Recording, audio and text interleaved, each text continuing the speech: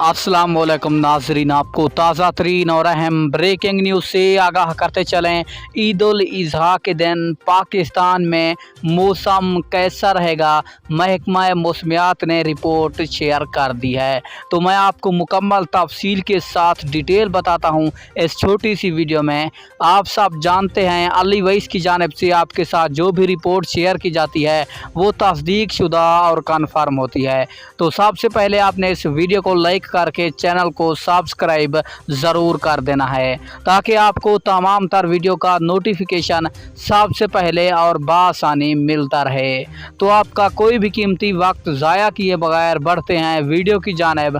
आपको बताते चलें तफसीलात के मुताबिक महकमा मौसमियात ने ईद उल अज़हा के दिन के मौसम की जो सूरत हाल है उसकी रिपोर्ट शेयर कर दी है। तो मैं आपको बताता चलूँ सूबा पंजाब में मौसम खुशगवार रहेगा जबकि हल्की हल्की बारिश भी होगी। आपको ये भी बताते चलें बलूचिस्तान और इसी के साथ खैबर पख्तूनख्वा में भी मौसम शानदार रहेगा। और आपको खुशखबरी से आगाह करते चलें पूरे पाकिस्तान में जो महकमा मौसमियात ने पेशगो की है उसके मुताबिक पूरे पाकिस्तान में मौसम खुशगवार और हल्की फुल्की बारिश का इम्कान है।